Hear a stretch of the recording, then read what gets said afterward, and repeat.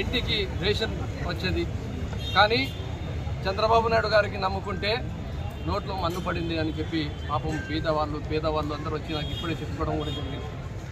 మేము అడుగుతున్నది ఒకటే, చంద్రబాబు నాయుడు గారు మీకు 40 సంవత్సరాల రాజకీయ జీవితం ఉంది అని చెప్తున్నారు. మేము అసెంబ్లీలో ఉన్నప్పుడు మేము ఎన్ని అప్పులు చేశాం, ఆ అప్పులకి ఎక్కడ ఖర్చు పెట్టాం, ఎలా సంక్షేమం చేశాం, ఎలా అభివృద్ధి చేశామని చెప్పి చాలా క్లారిటీగా చెప్పాం. ఇంకోటి కూడా చెప్పినాం, జగన్మోహన్ రెడ్డి గారు ఏ హామీలైతే చంద్రబాబు నాయుడు గారు చెప్తున్నారో ఆ హామీలు ఆయన నెరవేర్చలేడు, ఆయన అబద్ధం మాట్లాడుతున్నాడు, ఆయన మోసం చేయబోతున్నాడు, నేను ఏదైతే చేయగలుగుతానో అదే చెప్తాను అని చెప్పి కూడా ఆ రోజు చెప్పడం జరిగింది. కానీ ప్రజలు ఎక్కడో చోట చంద్రబాబు నాయుడు గారిది లాస్ట్ ఎలక్షన్, ఆయన నిజంగా చేస్తాడేమో అని చెప్పి ఆయనకు అందరికీ నమ్మించి మోసం చేశాడు.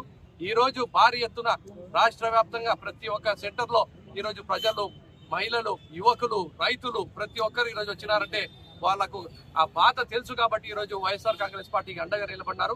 మరి జగన్మోహన్ రెడ్డి గారు ఏ కాల్ అయితే తీసుకున్నారో దీనిని ఇప్పుడైనా తెలుగుదేశం నాయకులు కళ్ళు తెరిచి ఆ 40 సంవత్సరాల రాజకీయ జీవితం అని చెప్పుకునే వాళ్ళు ఈరోజు నిజంగా మీకు దమ్ము ధైర్యం ఉంటే మా నాయకులు, మా కార్యకర్తల పైన కేసులు పెట్టడం కాదు, జగన్మోహన్ రెడ్డి గారు చెప్పినట్టు ప్రతి పేదవానికి ఏదైతే హామీ ఇచ్చినారో ఆ హామీ నెరవేర్చాలన్నదే మా డిమాండ్ అని చెప్పి కూడా మీ ద్వారా తెలియజేసుకుంటున్నాం.